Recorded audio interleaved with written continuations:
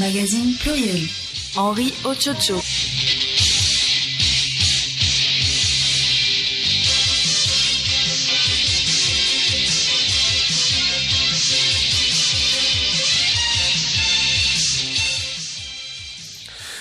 Mesdames, Mesdemoiselles, Messieurs, bonjour. Les titres de ce journal, ce samedi 20 juin, c'est la 20e célébration de la Journée mondiale des réfugiés. Environ 26 millions de personnes sont concernées à travers le monde. Une édition un peu particulière en raison de la crise sanitaire provoquée par la Covid-19. Un samedi sous tension en France où des manifestations ont lieu dans de nombreuses villes pour demander la régularisation des sans-papiers ou pour rendre hommage à George Floyd. Invité du journal, M. Adenayi Kofi, il est agronome technicien à l'UTCC, entendez Unité technique café-cacao. Il nous parle des innovations apportées au secteur café-cacao par l'UTCC qui associe désormais différents plans de variétés à ce secteur. À suivre également dans ce journal les échos du palais, les sports et la revue de presse.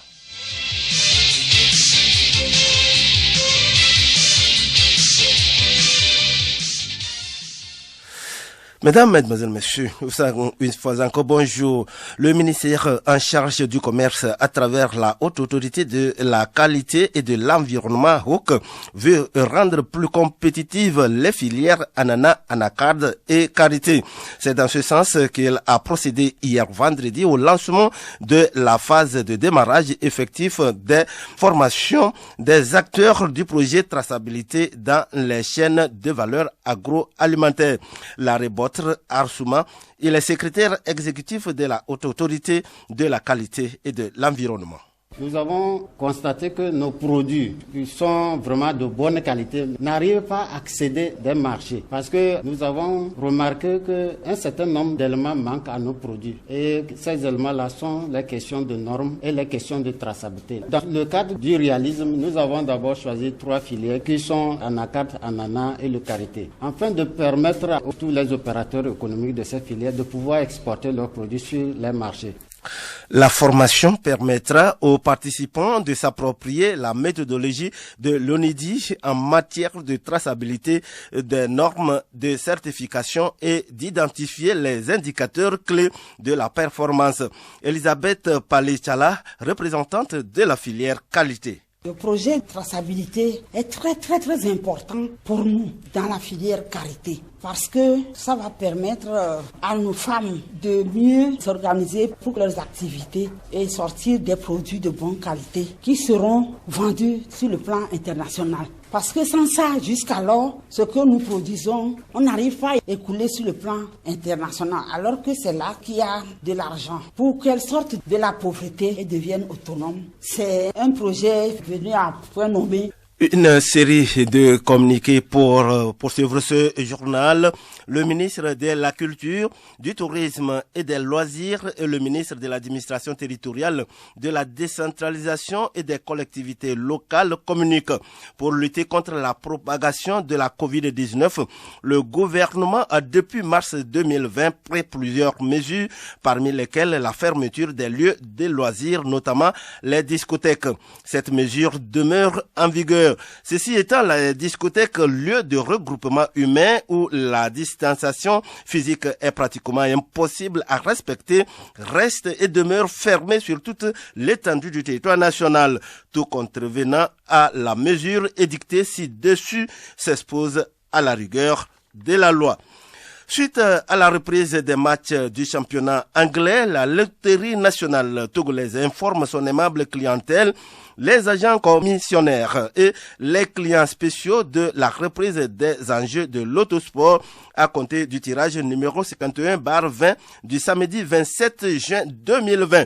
Comme pour les autres produits, ces enjeux vont se dérouler exclusivement sur micro-ordinateur ou TPM en raison de la pandémie de la Covid-19.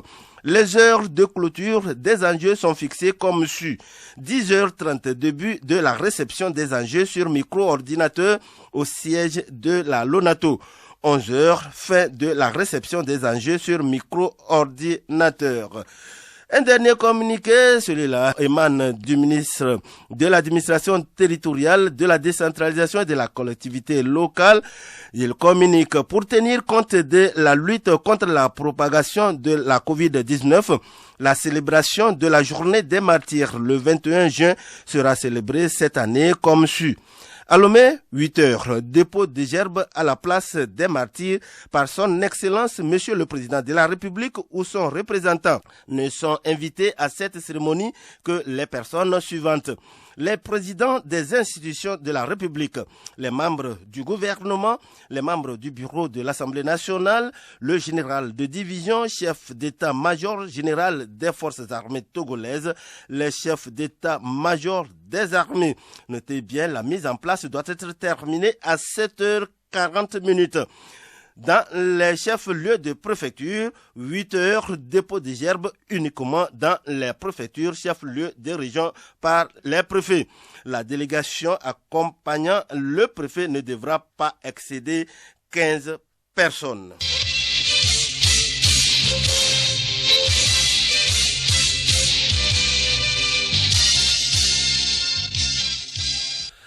Actualité internationale, nous le disions en titre, ce samedi 20 juin, c'est la 20e célébration de la Journée mondiale des réfugiés, soit 26 millions de personnes concernées à travers le monde.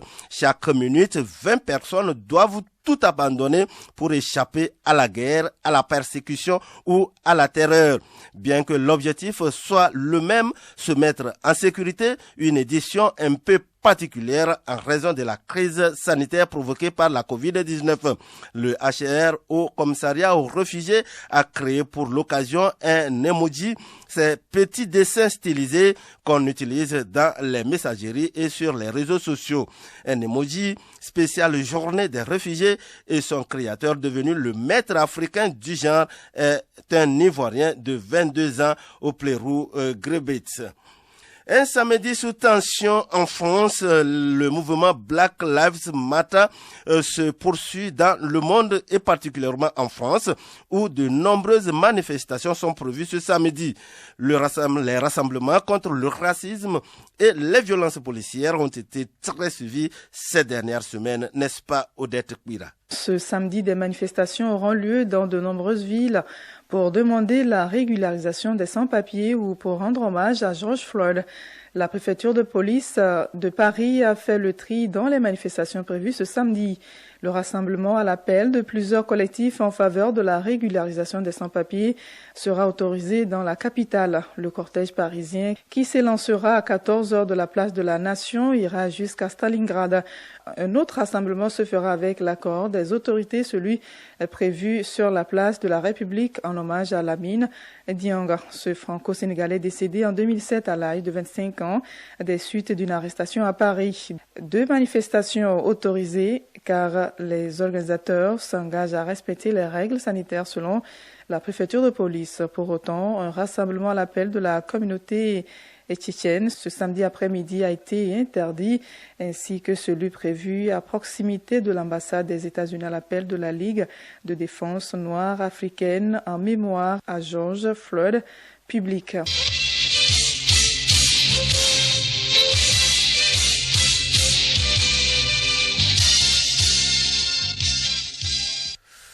Le secteur du café-cacao s'innove. Des différents plants de variétés sont désormais associés à ces plants de café et cacao. Cette technique est une innovation de l'unité technique café-cacao UTCC. Pourquoi cette technique? Radio Lomé reçoit ce samedi M. Eden Aïkoufi. Il est agronome technicien à l'UTCC. Il est interrogé ici par Odette Bira. Monsieur Eden Aïkoufi, bonjour. Bonjour. L'ICAT, à travers l'unité UTCC, développe une stratégie dans les cultures de café et de cacao. Cette stratégie consiste à associer d'autres plants aux plants de café et de cacao. Pourquoi est-il nécessaire d'associer ces plants? Oui, merci de nous avoir invités. Le café cacao, c'est d'abord des cultures qui se développent sous ombrage. Et on ne peut pas faire le café et le cacao sans mettre des arbres. Donc, quel type d'arbres faut-il mettre? Et c'est ce qui nous amène souvent à développer avec les producteurs 2 types d'arbres d'ombrage. D'abord, au départ, quand la culture va commencer, il n'y a pas d'arbres. On y associe tout de suite des bananiers plantains qui créent l'ombrage provisoire pour les cacaoyers ou les caféiers et en même temps est une source de revenus pour les producteurs qui va compenser un temps ça peu l'investissement qu'ils vont réaliser avant l'entrée en production 2-3 ans après des caféiers ou des cacaoyers. De l'autre côté, on met en place aussi à côté ce que nous appelons les ombrages définitifs. Et là, on utilise des arbres agroforestiers, par exemple les terminalia, les kayas, les albizia, les samania, saman, qui, eux, au fil des années, vont créer le véritable ombrage permanent sur les caféiers et les cacaoyers. Alors, l'ombrage est indispensable parce que si la culture est sous soleil, le taux de mortalité des plants, nouveaux plants mis en place, sera très élevé. Et donc, on a vraiment besoin de cet ombrage pour évoluer. Également, à ces caféiers, aux cacaoyers, auxquels on a associé les arbres permanents, souvent ces arbres permanents sont des bois d'œuvre. Donc, attirent beaucoup les scieurs qui veulent les bois pour d'autres travaux. Et donc, pour pouvoir protéger ces arbres dans les plantations, on a développé également les poivriers qu'on associe à ces arbres dans la plantation. Comme ça, le producteur également tire une substantielle revenu de ces poivriers et lui permet de dire, si je coupe l'arbre, je risque de perdre mes poivres et donc également une source de revenus tout de suite. Voilà à peu près ce qui nous amène à associer au café cacao les poivriers, les plantains et les arbres agroforestiers. Vous avez parlé tout à l'heure des poivriers comme source de revenus. C'est des plantes rares au pays? Je vais dire que c'est rare. C'est vrai qu'on a de petites productions par-ci par-là. C'est une grande source de revenus d'avant tout. Et nous l'utilisons localement et ça s'exporte également. Mais ce n'est pas aussi développé que ça chez nous. Alors que nous avons l'environnement écologique qu'il faut pour le faire. Et donc, c'est le moyen qu'on a trouvé de pouvoir associer déjà ces poivriers à ces cafés et cacaoyers avec les arbres agroforestiers. Mais on peut également les développer en pur, carrément en pur. Et ce n'est pas dans le café cacao. Mais nous, ce que nous privilégions d'abord, c'est dans les cafés cacaoyers pour avoir des revenus complémentaires pour les producteurs de café cacao. Est-ce que l'UTCC entend donner un nouveau visage à la culture de café cacao? Nous y apportons le mieux qu'on peut. Nouveau visage, oui. Et nous voulons que le producteur puisse tirer le maximum de profit de son exploitation. Et donc, le minimum à faire, c'est de créer les conditions qu'il faut. Ces conditions, telles que je viens de le dire, permettent d'associer les plants de café, cacaoyer, les arbres et autres pour créer l'environnement propice. Oui, souvent les producteurs n'aiment pas trop utiliser l'engrais et l'entretien plus ou moins. Mais si on a l'agroforesterie, ça compense un tant soit peu l'utilisation des engrais, le manque d'utilisation des engrais et donc améliorer un peu la productivité. C'est là qu'il pourra tirer son revenu. Alors, M. Aden, dites-nous, quels sont les obstacles à cette culture associée? Le premier obstacle dont je vais parler, c'est d'abord que les producteurs acceptent faire la pratique. Ce n'est pas aussi évident, puisque caféiers, cacaoyers, ils savent que ça donne. Et quand vous leur dites, associez-nous à ces caféiers, les plants agroforestiers, qu'il faut payer. Quand on dit, associez-nous les poivriers, qu'il faut payer, associez-nous les plantains, qu'il faut payer, ce n'est pas toujours évident. Et ils le font, ceux qui comprennent arrivent à le faire, mais ce n'est pas aussi évident. L'autre obstacle, c'est l'utilisation appropriée même de cette association. Parce que c'est café cacao on veut faire. Si vous mettez un peu trop d'arbres, ça a aussi des inconvénients. C'est ça. Par exemple, vous prenez le cacaoyer, vous mettez plus d'arbres, il y a trop d'ombrage, ce sont les pourritures brunes que vous allez récolter. Et ça détruit votre production. Si vous diminuez trop aussi les arbres, c'est les myrtilles qui vont vous déranger, ça va détruire votre production. Donc, le réglage adéquat de ces ombrages également est un autre problème qu'il faut également gérer. Voilà les deux obstacles majeurs que nous rencontrons dans le développement de ces associations. Alors dites-nous, qui peut se lancer dans la culture de café, cacao et de bananes plantain? Tout Togolais désireux peut le faire, mais à condition d'avoir sa parcelle dans la zone de production de café cacao. Cette zone est assez restreinte. Nous avons Agou, Kloto, Bélé, Dani, Amou, Wawa, Akebu et une partie de Blita que nous appelons généralement Adélé. C'est l'ouest de la région des plateaux et le sud-ouest de la région centrale. Donc si vous avez une parcelle dans ces zones-là, vous pourrez nous contacter. Nous avons une question sur le terrain. Vous allez dans n'importe quelle agence de l'ICAT de ces zones. Vous dites, je veux faire café cacao, je veux faire plantain, je veux faire le poivre. Nous sommes là pour vous accompagner. Avant de fournir ces jeunes plants aux pépiniéristes et aux producteurs, vous les travaillez. Alors, expliquez-nous le processus. Je voulais dire le matériel végétal à distribuer aux producteurs ou aux pépiniéristes. Pour chaque type de matériel, il y a un processus assez clair. Je prends d'abord les boutures racinées. Les boutures racinées sont produites dans nos centres de production de matériel végétal. Et pour les obtenir, il faut disposer d'un parc à bois, les travailler, là, les prélever le bois là-bas, les traiter, les mettre en fosse, les travailler pour sortir des boutures racinées au bout de 3 mois. Et le producteur désireux passe déjà sa commande. Il dit oui, je voudrais avoir des boutures racinées pour produire les plants de café et installer une plantation. Alors, quand il commande ces boutures racinées, nous les leur fournissons à condition qu'ils soient prêts. Prêt voudrait dire, il a empoté les sachets, il les a disposés il a créé son ombrière et la veille de l'arrivée de ces boutures racinées, il arrose copieusement ces sachets et on lui livre les boutures racinées et il peut les repiquer, les conduire, obtenir les plants et pouvoir aller les planter. Pour les cabosses, ce n'est pas l'UTCC qui produit les cabosses, c'est plutôt l'ITRACRAF, c'est à la recherche qui font les cabosses. Donc ils produisent aussi les cabosses. De la même manière, nous recueillons les besoins des producteurs et quand les cabosses sont prêts, on les avertit. En fait, l'ITRA ne va pas distribuer les cabosses sur le terrain, c'est l'UTCC qui distribue. Donc, quand vous êtes prêts, c'est-à-dire vous avez rempli les sachets, vous avez disposé les sachets, vous avez mis l'ombrière en place, on vous avertit que demain, vous allez recevoir les cabosses de cacao. Et donc, vous arrosez copieusement la veille, et le lendemain, on vous apporte votre cabosse, et là, vous les cassez et vous les semez directement, c'est pas semis, dans les pots, et vous les conduisez normalement en pépinière pour obtenir également les plants de cacaoyer qui iront faire votre champ. Parlons de plantains, la principale culture associée au départ, nous les produisons par la technique PIF. Et donc, nous avons également des centres pour ça. Nous sélectionnons des rejets, des ascensions. On a 4 ascensions principales, les French, les bâtards, les faux cornes et les vrais cornes. Alors, à partir des parcs à bois que nous faisons les prélèvements, c'est une technique de multiplication rapide. Nous produisons alors les plants de café et de plantain en pot. Et lorsque le producteur désire prendre ces plants où vous veut planter, ces plants, il commande également. Et lorsque la période de pluie arrive, on l'avertit et il vient chercher ces plants qu'il ira directement mettre en terre. Alors, pour les poivriers, nous avons également nos centres qui produisent directement les poivriers en pot et on les distribue directement aux producteurs. Et pour les plants agroforestiers, la même chose. Nous acquérons les semences, nous les ensemençons dans nos centres, on produit les plants et on va les distribuer. Donc, mis à part la bouture racinée et la cabosse de cacao, les autres, nous les produisons directement et on donne les plants aux producteurs. Mais pour les cabosses et pour les plants de cacaoyer et les plants de caféier, nous fournissons plutôt les boutures racinées et les cabosses qu'on va donner en réalité soit aux producteurs qui voudraient faire la pépinière ou aujourd'hui nous développons davantage l'accès des plants à travers les pépiniéristes professionnels. Et eux, ils peuvent commander également les boutures racinées et les cabosses, faire le travail que le producteur lambda pourrait faire et le producteur lui revient chercher juste ses plants comme les autres cas. Et il va planter. Le matériel végétal livré aux producteurs est subventionné par le gouvernement? Oui, tout est fortement subventionné. Je vous donne d'abord les coûts. Pour les boutures racinées, nous les livrons aux pépiniéristes à 10 francs l'unité. Pour les cabosses, nous les livrons à 40 francs l'unité. Pour les poivres, nous les livrons à 50 francs l'unité. La banane plantain à 100 francs et les plants agroforestiers à 10 francs. Tous ces coûts, en réalité, ce n'est pas le vrai coût du matériel. Je prends la bouture racinée. Le processus de production de la bouture sortie de la fosse en même temps nous coûte en réalité 149 francs. Et en plus de cela, nous allons le transporter jusqu'à chez le producteur. On a calculé les coûts en moyenne, ça fait 17 francs. Donc on a 166 francs en réalité que l'État dépense pour mettre la bouture à disposition du producteur et ne demande qu'une contribution de 10 francs sur les 166 francs. Si nous prenons les cabosses, je prends cabosses, il y a 2 cas également. Nous produisons des cabosses au national avec l'ITRA, comme je l'ai dit.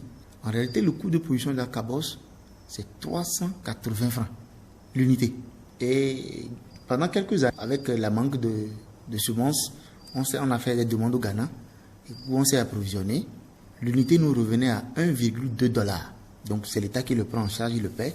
Mais le producteur ne paie que 40 francs sur les 380 ou sur les 1,2 $. Et ça également, il faut ajouter le transport, puisqu'on doit le livrer dans le village. Si vous prenez les poivres, le coût de production du poivre, l'unité de poivre, c'est 151 francs. Mais on les livre à 50 francs au producteur. Vous prenez les bananes plantain, le coût unitaire de production, c'est 200 francs. Mais on les livre à 100 francs. Et si vous prenez les plants agroforestiers, le coût unitaire est autour de 120 francs. Mais on les livre au producteur à 10 francs. Donc, tout est subventionné sur toute la chaîne. En réalité, c'est comme ça. Monsieur Aden Aïe Kofi, je rappelle que vous êtes chargé du suivi et évaluation à l'UTCC. Notre entretien tire à sa fin. Votre message pour conclure? Mon message pour conclure, c'est juste inviter tous les Togolais, et spécialement les jeunes, à s'investir dans le café cacao et la culture associée, bien sûr. Aujourd'hui, il y a beaucoup d'opportunités. Sur le plan économique, il y a déjà le MIFA qui permet d'avoir accès au crédit qui pourra vous aider à installer votre plantation et l'exploiter. L'accès à la terre, je sais également que c'est un gros problème. Mais aujourd'hui, les réformes foncières ont fait que l'accessibilité à la terre a été vraiment améliorée.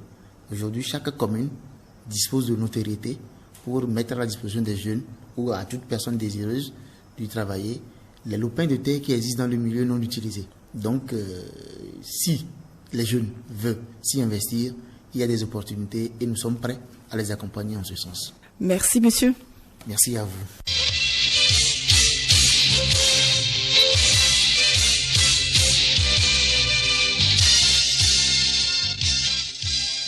Cette édition se poursuit avec les échos du palais.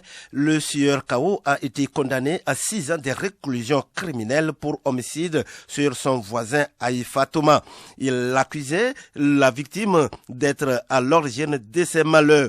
Retour sur les faits, c'est avec Hélène Assabi. Le 13 janvier 2014, la nommée Haïfa Julienne a entendu un cri de détresse de son frère Haïfa Thomas vers le domicile de Kao Mondjoboyo alias Ouaga. Le lendemain, lors de la réunion des ressortissants de Pia Asewa dans le Wawa, elle informa leur frère Haïfa Komi. Ce dernier décida avec un autre frère de se rendre au domicile de Kao Mondjoboyo. À leur arrivée, celui-ci était là, menaçant et déterminé à en découdre avec eux.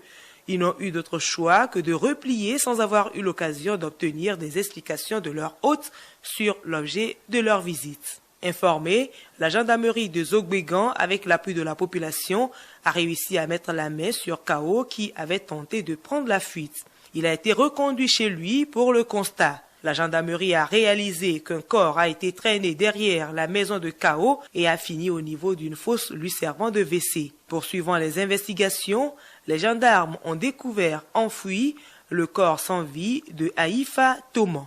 À la suite de cette découverte, Kao a expliqué qu'au début de son installation dans la ferme, sa réussite dans les travaux champêtres était spectaculaire. Mais ce succès s'est vite transformé en un véritable échec. Ce qui l'obligea à entreprendre des recherches qui lui ont révélé que c'est le nommé Haïfa Thomas qui était la cause de son malheur et que celui-ci usait de ses pouvoirs maléfiques sur ses cultures. Mais la goutte d'eau qui a fait déborder le vase, c'était que le jour du drame, alors qu'il se trouvait à son domicile, la victime a surgi et a commencé à le provoquer en lui demandant s'il sait qu'il n'est pas le propriétaire du bâtiment qu'il occupe avant d'ajouter qu'il allait le détruire. Pris de colère, Kao lui a administré des coups avant de le faire déguerpir. Malgré tout, la victime était revenue à la charge. Il a dû lui donner des coups de nouveau avant de le quitter pour aller se coucher. Il n'a constaté sa mort que plus tard lorsqu'il était sorti pour uriner. C'est pourquoi, pris de peur, il a dissimulé le corps dans la fosse septique. Ayant reconnu les faits, tant en enquête préliminaire que devant le juge d'instruction, Kao Mondjoboyo fut arrêté le 19 janvier 2014 pour homicide volontaire. Mais devant la cour d'assises de Lomé, l'avocat défenseur, Maître Adjevi Kofi Djahli, a requalifié les faits et il fut condamné à 6 ans de réclusion criminelle. On a requalifié les faits en fait en violence volontaire sans intention d'homicide. On reprochait à mon client un homicide volontaire, c'est-à-dire qu'il a eu la volonté d'assassiner la personne qu'il avait en face. Or, il est ressorti des faits que cette personne handicapée de son état était venue dans sa maison pour le provoquer. Mais la peine, je l'ai trouvée un peu lourde.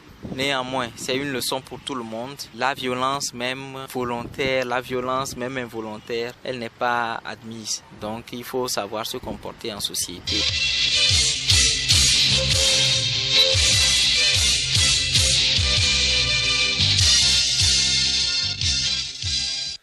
Rubrique sport, athlétisme, procès de la mine Diack. Le parquet a requis 4 ans de prison contre l'ancien patron de l'athlétisme mondial, Fidel Mawena. Du côté de la défense, Maître Ndiaye a d'abord tenté de démontrer les 5 chefs d'accusation de corruption, blanchiment et abus de confiance. Pour chacune des accusations, il a soutenu que Lamine Diack n'était pas au courant, pas impliqué ou que le parquet n'avait pu l'établir avec certitude. Estimant Lamine Diack lourdement puni par son maintien en France depuis 2015, l'avocat a prié le tribunal, s'il venait à être condamné, de ne pas rendre une décision qui l'empêche de mourir dans la dignité, dans les bras des siens sur sa terre natale. Cyclisme, le comité de gestion de l'Union cycliste internationale a procédé à la reprogrammation de plusieurs courses cyclistes. Après plusieurs mois d'arrêt, la légendaire classique Milan-San Remo se déroulera le 8 août prochain, en même temps que le critérium du Dauphiné du 12 au 16. Suivra le Tour de Lombardie le 15 août. Le 25 octobre, on pourra suivre en même temps la dernière étape du Tour d'Italie, la 6e étape de la Vuelta, le Tour d'Espagne et Paris-Roubaix. Ce sera surtout un super dimanche de cyclisme, a martelé Marc Madiot, manager de l'équipe Groupama FDJ. Néanmoins, en raison de l'encombrement des courses, certains organisateurs ont annoncé l'annulation de leur épreuve. Nécrologie pour clore cette page des sports. Le football togolais est en deuil. L'international Koudagba Kossi Edem, sociétaire de l'ASCK, n'est plus de ce monde. Il est décédé jeudi dernier des suites d'une courte maladie.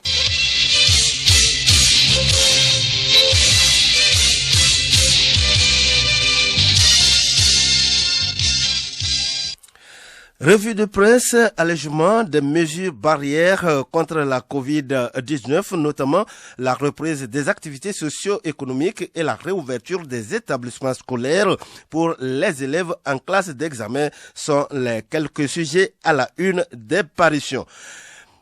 Léontine Atogima. L'année scolaire sauvée, le gouvernement dans ses aises s'exclame nouvelle opinion. Les élèves des classes d'examen ont repris le chemin de l'école lundi dernier. Pour que cette reprise qui intervient dans un contexte de lutte contre l'épidémie de coronavirus soit une réussite, le gouvernement a dévoilé les dispositions prises renchéries Togo Matin. Le quotidien privé poursuit, pendant 6 semaines, ses élèves bénéficieront de cours de révision, de soutien et de consolidation de programmes déjà réalisés afin de mettre chaque apprenant au niveau requis avant les différents examens nationaux. Des cours qui se dérouleront dans le strict respect des mesures barrières, ajoute le journal. Forum de la semaine abonde dans le même sens et indique que 1 200 000 masques sont mis à la disposition des élèves et des enseignants. Le dialogue rassure, les cours se déroulent dans la sérénité et le respect des mesures barrières. La lanterne dubitative s'inquiète d'un danger qui guette toujours les élèves et la population. L'hebdomadaire relève que les élèves portent certes les bavettes, mais uniquement en classe. Ils sont exposés pendant la récréation et hors des établissements, rajoute l'apparition. Le libéral rappelle que le port du cache-nez est désormais obligatoire pour tous. Pas de pitié pour les récalcitrants, précise le bâtisseur. Une peine d'emprisonnement et une amende allant de 100 000 à 2 millions de francs CFA pour les contrevenants, informe Dunia Le Monde.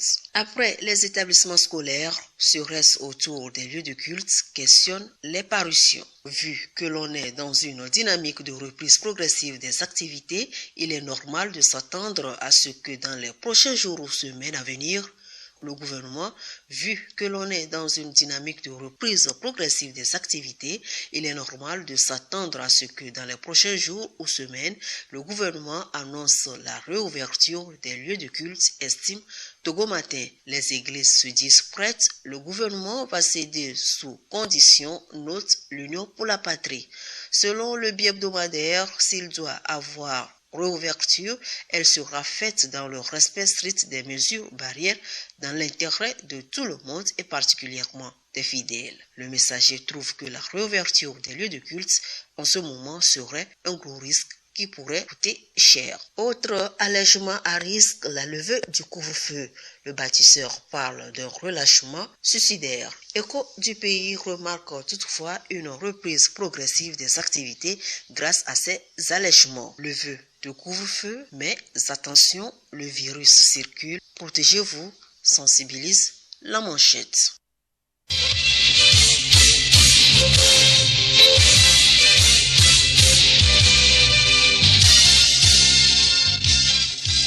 Alors, si vous sortez cet après-midi, n'oubliez pas surtout vos parapluies si vous êtes dans la maritime ou dans les plateaux.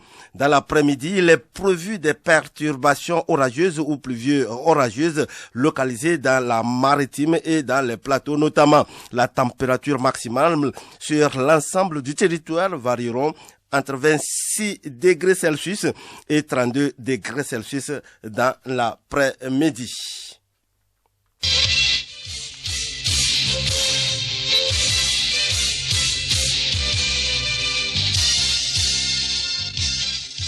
Pluriel, le magazine hebdomadaire de Radio Lomé.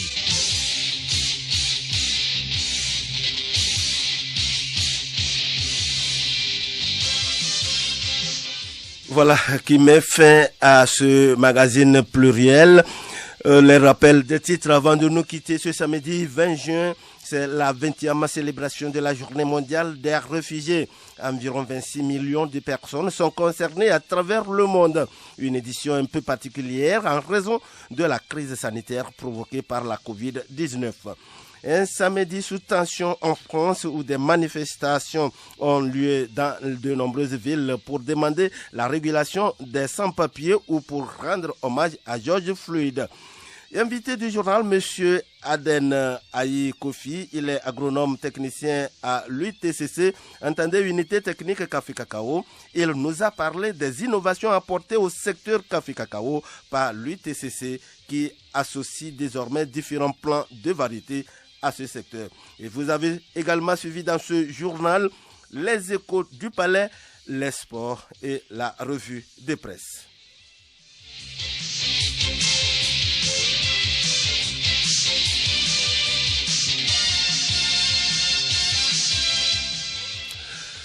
Ne tournez pas surtout vos boutons. Rubrique sensibilisation coronavirus.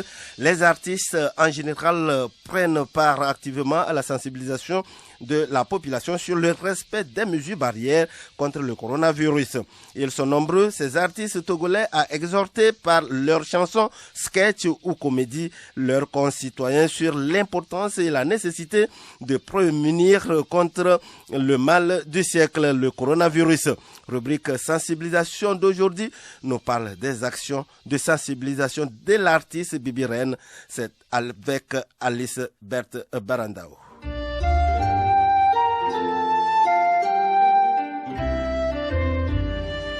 Le coronavirus est l'affaire de tous et pour tous. Les artistes, auteurs, compositeurs des chansons sont dans la danse à leur manière. L'artiste de la chanson togolaise, Bibi Reine, à travers son art, éveille l'attention des Togolais. Son action est essentiellement remarquée à Vaughan. Je suis allée voir le préfet de Vaughan pour pouvoir aider la population. Bon, souvent les gens croient que c'est seulement dans la grande ville seulement que la pandémie est. Non, la grande ville, c'est vrai, on peut dire que tout est pollué parce qu'il n'y a pas de l'air naturel, les usines par ici, les voitures par là. Donc c'est pollué, c'est vrai que quand la maladie vient en même temps, on dit que c'est là, mais c'est faux. Des fois même, on ignore les endroits un peu reculés, les contrées du pays. Et moi, personnellement, j'ai pensé à Vaughan et j'ai été aidée par un homme de bon cœur qui est natif de Vaughan. Bon, souvent quand je passe et que quand je vois quelqu'un qui n'a pas son cache-nez, je m'arrête. Je dis, mais cette maladie, ce n'est pas de l'amusement. C'est vraiment une maladie qui fait rage. Donc, à chaque fois que tu veux sortir, il faut au moins porter le masque pour te projeter d'abord toi-même et protéger tes frères et sœurs. Et aussi, j'ai fait une chanson. J'ai dit, bon, c'est comme à l'école. Quand on enseigne, ce n'est pas tout le monde qui comprend en même temps. D'autres, c'est parce que par les jets du professeur, il comprend en même temps là-bas. Mais l'autre, arrivé à la maison, après maintes réflexions, qu'il arrive à bien comprendre ce que le professeur a enseigné. D'autres, c'est encore, après réflexion, il faut quelqu'un qui va encore lui expliquer à maintes reprises avant qu'il ne comprenne. Donc, il y a plusieurs, d'autres, là où ils comprennent plus le message, c'est par les chansons, d'autres c'est par comédie, d'autres c'est par le théâtre. Bon, ça dépend, c'est par lecture. En tant qu'artiste chanteuse, j'ai passé par la musique, la chanson, pour pouvoir encore mieux sensibiliser la population togolaise. Bibi Reine, pensez-vous que les populations de l'intérieur du pays sont vraiment conscientes de l'existence de cette pandémie? Je dirais non et je dirais oui. Parce que quand je rentrais dans la vie de Vaughan, j'ai vu que beaucoup de gens n'avaient pas cache-nez, ils se regroupaient, il n'y avait rien. Donc, moi je dirais que c'est la sensibilisation. Il faut encore maximiser, il faut encore sensibiliser. Parce que l'homme en général, c'est difficile de le faire comprendre. C'est ce que j'ai dit, que c'est pourquoi en classe, quand on enseigne, ce n'est pas tout le monde qui comprend. On peut faire même sensibilisation porte à porte, pourquoi pas aller vers la population. Alors dites-nous, pourquoi tenez-vous à cœur le bien-être sanitaire des populations? Dans la population, nous les artistes, nous ne sommes pas là. Parce que je chante, personne n'est là pour écouter. Donc on peut aller vers eux en frappant leur porte, en insistant. Des radios, des sketchs, des affiches, c'est ce que moi je vois. Votre mot spécial pour exhorter tous les Togolais à l'observance des mesures barrières dans cette lutte contre le coronavirus. L'arrivée de Corona fait que nous avons vu des artisans créer des choses. On a commencé à consommer les produits locaux. Je parlais, j'ai la chair de poule parce que je vois que maintenant on prend goût à notre Afrique, à nos produits. L'Afrique ne va plus dépendre, si nous voulons bien, de l'Europe, de la Chine. Si on mange local, on va vivre longtemps. Moi, je dirais que Corona, c'est un mal nécessaire. Aujourd'hui, là, on a vu que nous tous, nous sommes sur le même pied de l'égalité. Amener les autres à se protéger, c'est mieux se protéger personnellement contre le coronavirus.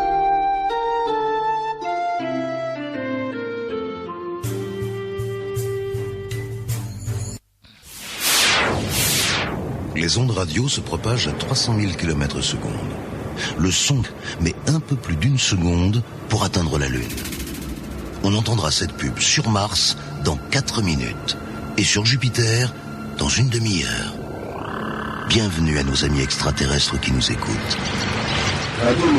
Tout le système solaire. Gardez l'écoute. La pub.